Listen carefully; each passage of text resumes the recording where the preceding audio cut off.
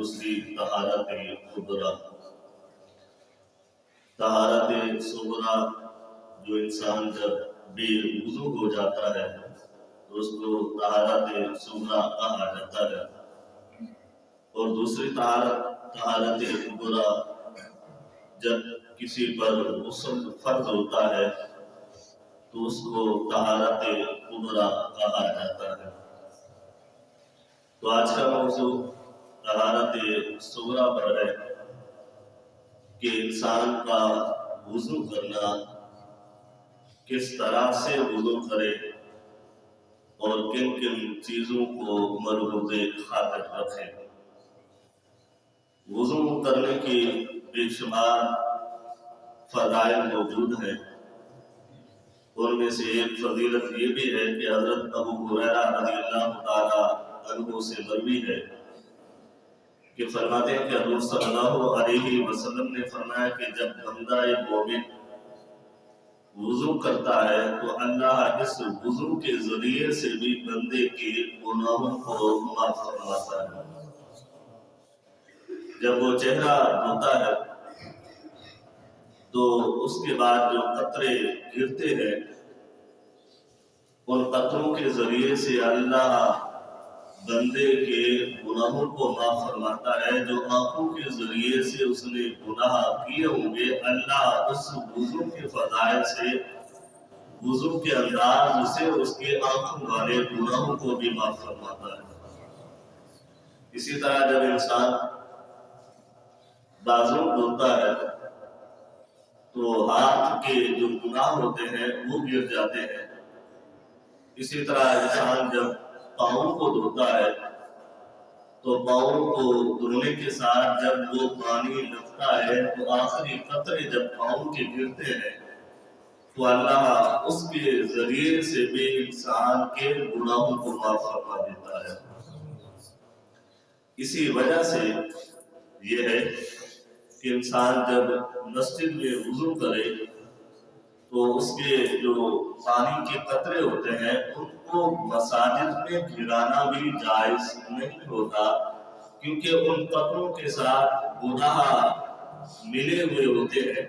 تو وہ قطرے جب انسان کے چہرے سے یا بازو سے یا پاؤں سے گر رہے ہوتے ہیں تو ان میں گناہ ہوتے ہیں، تو اس لیے اس پانی کا جو وضو کے ساتھ ہم نے اعضاء کو دھوئے ہے تو وہ پانی مسجد میں گرانا بھی جائز نہیں ہوتا۔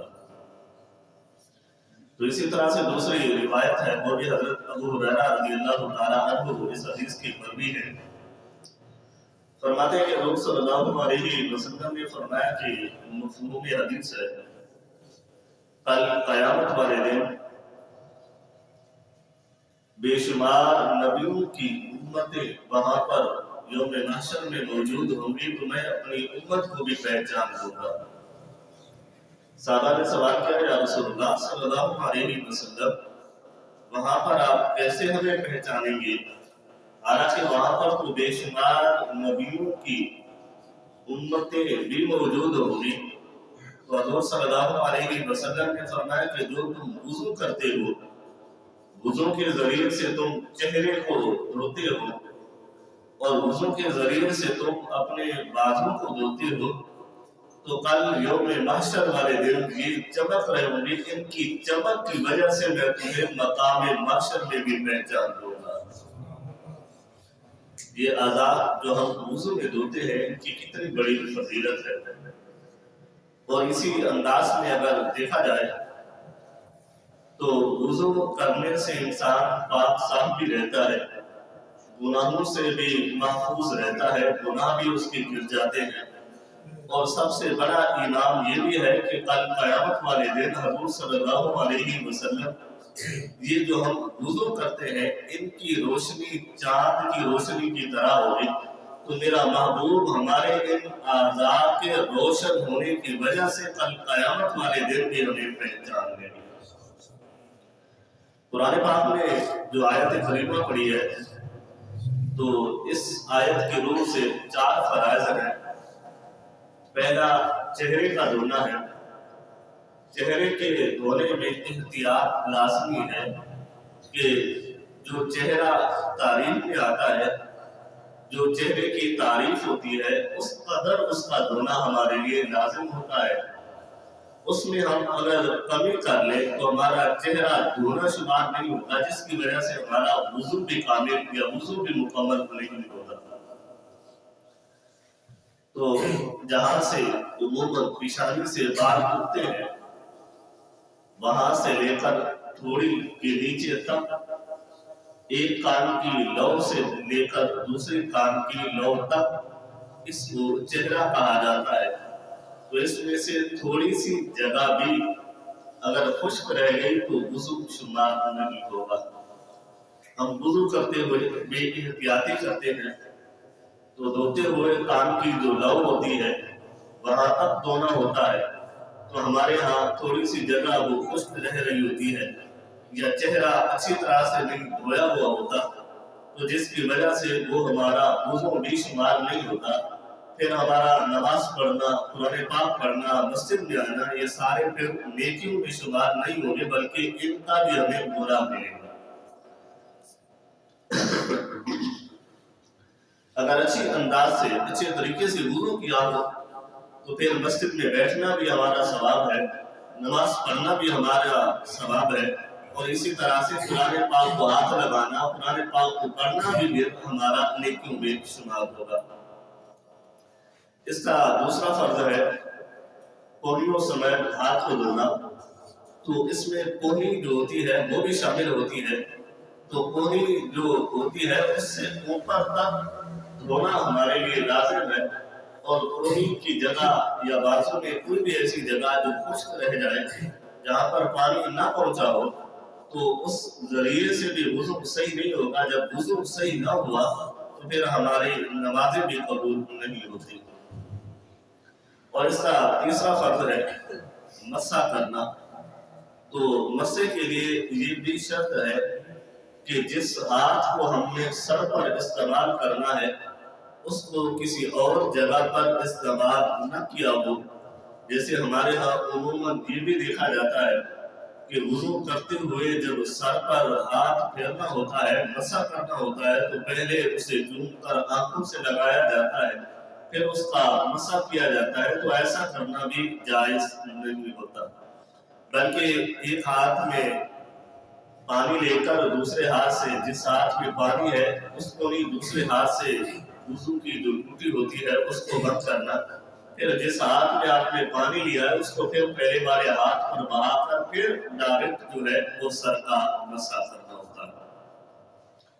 और इसी तरह से इसका चौथा फर्ज जो है वो पाँव का धोना। तो पाँव के धोने में ये भी एहतियात लाजमी है। तो पाँव का जो टुकड़ा होता है इससे ऊपर तक धोना हमारे लिए लाजिम होता है, और पाँव की उंगलियां बसा औकात ये खुश्क रह जाती हैं, इनके अंदर तक पानी पहुंचाना लाजिम होता है। और जो पाँव की एड़ियां होती हैं वो भी बसा औकात खुश्क रह जाती हैं। तो अगर ये चीजें खुश्क रह गई, पाँव की उंगलियां या एड़ियां, तो इसके जरिए से वुजू नहीं होगा। जब वुजू न हुआ तो हमारा ये धोना बेकार जाएगा, तो हमारी नमाजें फिर अल्लाह कबूल नहीं फरमाएगा। तो ये 4 फराइज हैं। तो इन फराइज में सबसे ज्यादा बेहतर यही है कि इनमें एहतियात करना जरूरी है। इन मसाइलों को सीखना भी हमारे लिए जरूरी है कि चेहरा अगर सही अंदाज से न धोआ तो भी वुजू शुमार नहीं होगा। इसी तरह अगर बाजू अच्छे अंदाज से न धोए तो भी वुजू शुमार नहीं होगा। मस्सा सही अंदाज से न हुआ तो भी वुजू शुमार नहीं होगा। और इसी तरह अगर पाँव को अच्छे अंदाज से न धोया गया तो ये पाँव धोना शुमार नहीं होगा, तो फिर हमारा वुजू भी ठीक अंदाज से नहीं होगा। तो धोने से मुराद ये होता है कि बसा औकात सर्दियों में सिर्फ हाथ गीला करके बाजू में लगा दिया जाए या चेहरे पर लगा दिया जाए तो इससे धोना शुमार नहीं होता। धोना इसमें शुमार होता है कि इंसान बाजू को धोए या चेहरे को धोए या पाँव को धोए, तो धोने से उसके कतरे जो है वो गिरे तो कतरा गिरने की वजह से उसको धोना शुमार होता है। गीले हाथ लगाकर चेहरे पर मार देना या गीले हाथ लगाकर बाजू का धो लेना ये शुमार नहीं होगा। धोने से शुमार ये होगा कि अगर पेशानी में कतरा लग जाए तो कतरा पानी का गिरते गिरते थोड़ी तक पहुंचे तो वो फिर नीचे गिरे तो उससे धोना शुमार किया जाता है। और बस औकात ये भी होता है कि आजकल के फैशन के लिहाज से नाखून बड़े किए हुए होते हैं, तो हाथों के नाखून अगर बड़े हों तो जो उंगलियां होती हैं उनका जो पेट होता है वहां तक वो पानी नहीं पहुंचता मैल कुचैल होने की वजह से। तो जिसने अपने नाखून बड़े किए हुए हो तो मट्टी की वजह से उस उंगलियों के सबों पर पानी नहीं पहुंचता, तो जिससे हाथ धोना भी शुमार नहीं होता। तो जब शरीयत ने नाखून को काटने का हुक्म दिया है तो बराबर हमने कोई नेकी हासिल नहीं करनी, बल्कि उल्टा उनकी वजह से जो वुजू होता है वो शुमार नहीं किया जाता, जिसकी वजह से इंसानों की नवाजुल को भी मेरा रब कबूल नहीं फरमाता। इसी तरह से नाखून के ऊपर नील पालिश लगी हुई हो तो वो एक तय होती है जो इंसान के नाखून के ऊपर चढ़ जाती है तो उनके अंदर पानी नहीं पहुंचता। तो नील पालिश की वजह से अगर इंसान वुजू करे और नील पालिश लगी हुई हो तो फिर भी इंसान का वुजू शुमार नहीं होता, क्योंकि उसकी तह नाखून के ऊपर चढ़ी हुई होती है। तो ये चीजें वो है जो फराइज में शामिल है।